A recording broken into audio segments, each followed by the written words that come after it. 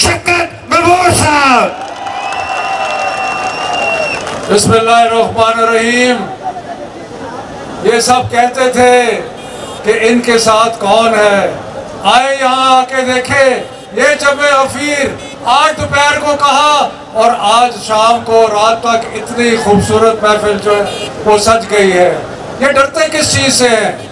ये आपसे डरते हैं, ये आवाम से डरते हैं।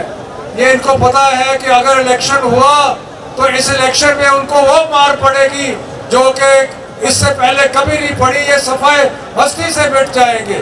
इसलिए इनको डर है, इसलिए ये इलेक्शन से भाग रहे हैं। ये जो सारा ड्रामा आप देख रहे हैं, ये जो अदालतों के खिलाफ इन्होंने एक पूरी मुहिम चलाई हुई है।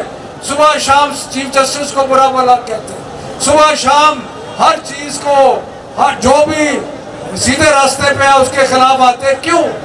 एक ही चीज से डरते हैं कि अगर आपको मौका मिल गया अपने वोट को एक्सरसाइज करने का तो ये नीस तो नाबूद हो जाएंगे।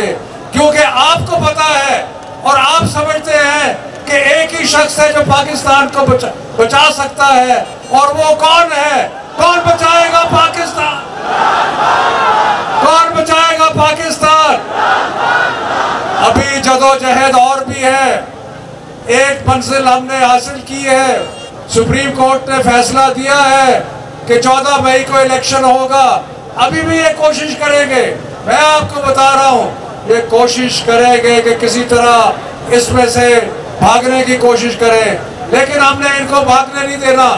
मंजिलें और भी हैं, जदोजहद और भी है। तैयार हो जदोजहद के लिए? तैयार हो आगे बढ़ने के लिए? तैयार हो पाकिस्तान को आगे लेके चलने के लिए?